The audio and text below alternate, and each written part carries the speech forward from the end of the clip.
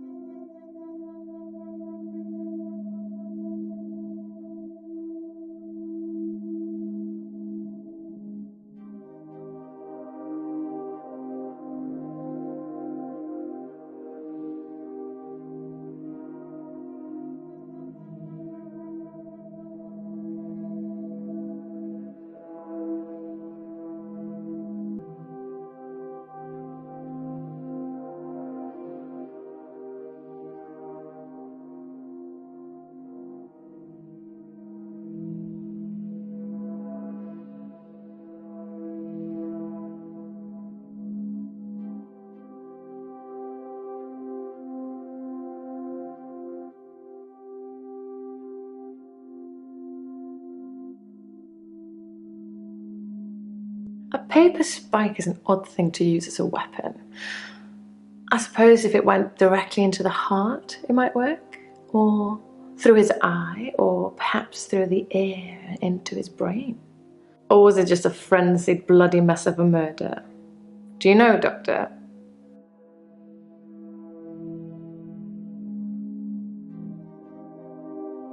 It makes for interesting reading, doesn't it? I can tell you're dying to ask me about it. Fire away.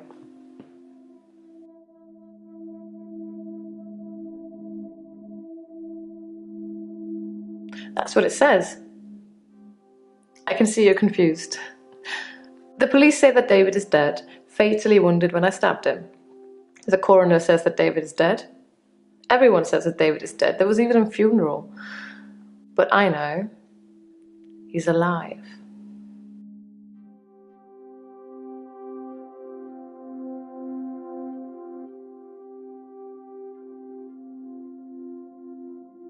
I've been to the lake house regularly, keeping an eye on David. I saw the girl again, the one I told you about. She was playing outside.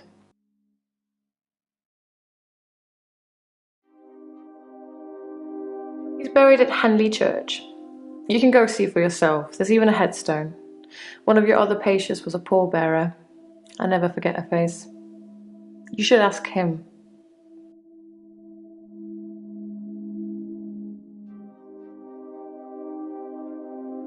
Bryce was a pallbearer for David. He's also a grave digger, I believe.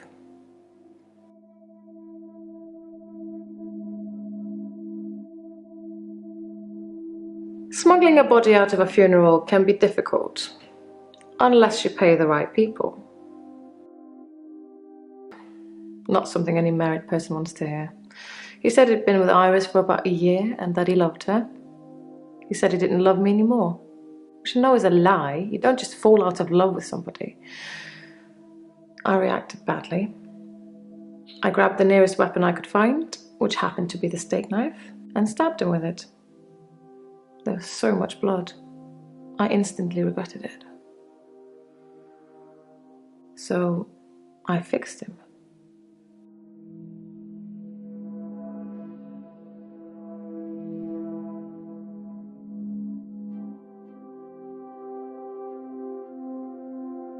It was about a week later.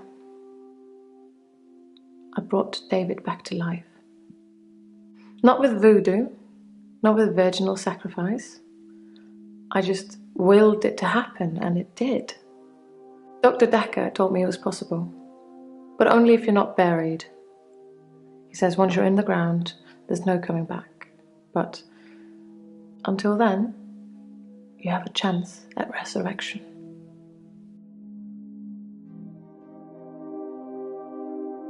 Yes, resurrection. But now that I've seen the results, I don't think there's anything holy about it. I think reanimation is more an accurate term. Like, I'm an evil necromancer raising things from the dead.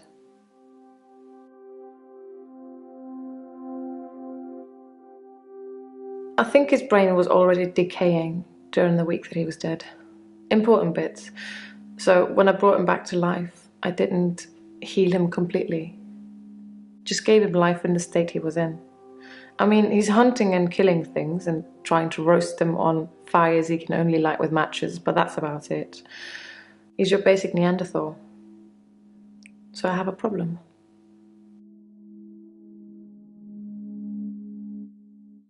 I'm being charged with murder because the police don't know he's still alive, and I can't get David to vouch for me for obvious reasons. I think it would raise quite a few more questions than answers, which is why I'm hoping that you'd be able to help me.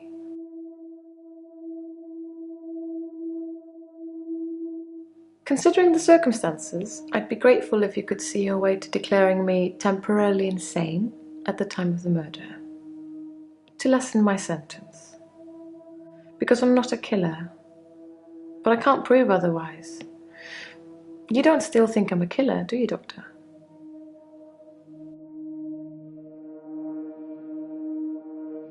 Thank you, Doctor. So then you'll help me? You'll say I was temporarily insane?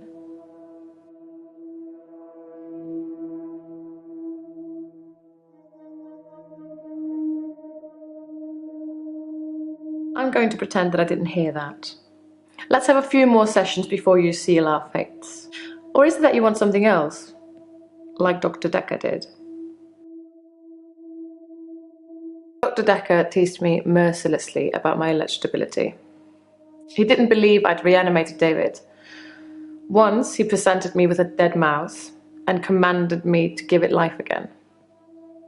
I didn't, of course. It's not something I'd throw around lightly. He changed his mind about me eventually. And then he mentioned the girl.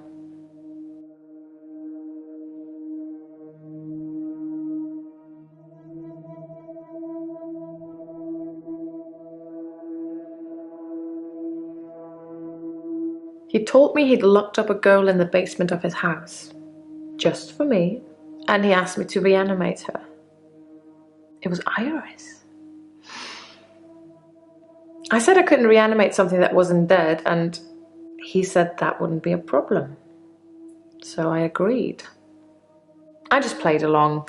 I was hoping it wasn't real. I assumed it wasn't real.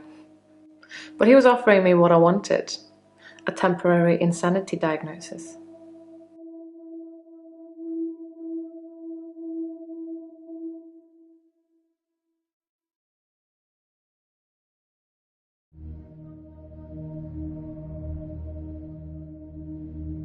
It didn't happen. Dr. Dekker called me from his house to cancel. He was furious. He said that Iris had escaped and he blamed me for it. He said that I must have set her free after he told me about her. I knew it was all lies anyways. He was obviously titillating himself by reprimanding me. He knew I'd never want to speak to Iris again, so I couldn't prove it either way. Dr. Dekker asked if I could prove David wasn't dead, so I took him to the lake house. He saw that I was telling the truth. I can take you to see him too, if you like. Would you like to see David, Doctor?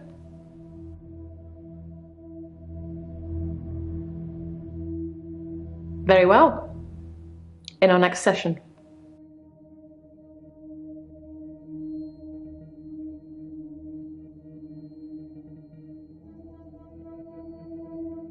You tell me. What could possibly explain that?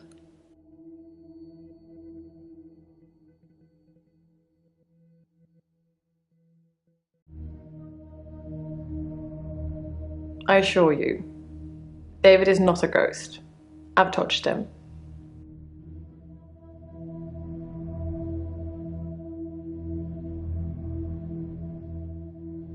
If David doesn't exist, then that means that I really did kill him. He really is buried, and I really should be going to prison for a very long time. That just doesn't seem right to me. It's more probable that I reanimated him under this.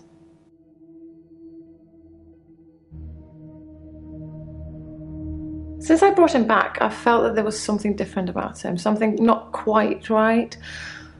I think it's his brain. But how ludicrous that you can bring someone back in the first place. It's like that book, Pet Cemetery.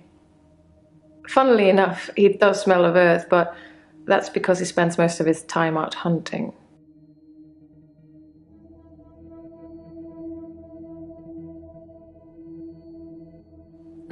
How astute, Doctor.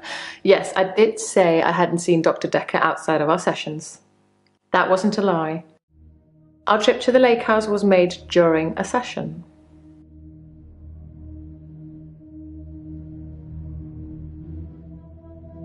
I didn't speak to her this time. Something about her made me feel uneasy. I just watched her from the bedroom window. She'd caught a fish. She was holding it in her hands.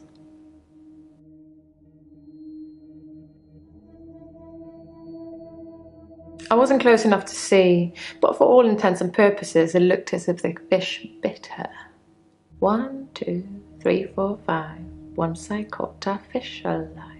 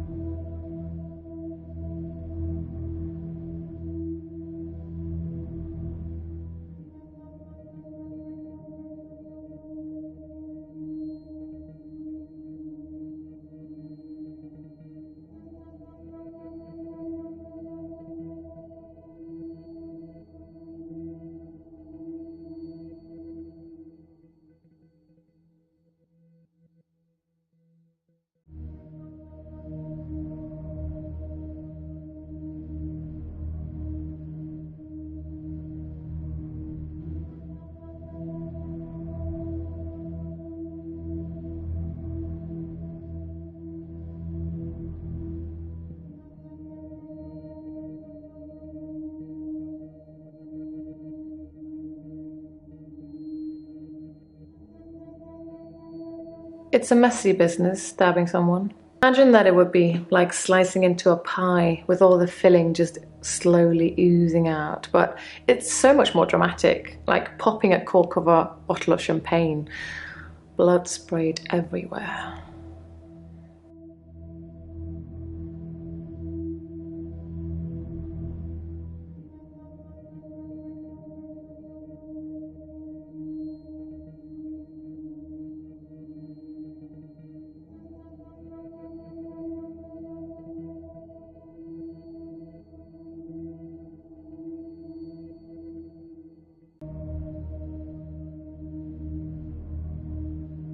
I have a picture of him I took after he came back. I'll bring it in next session.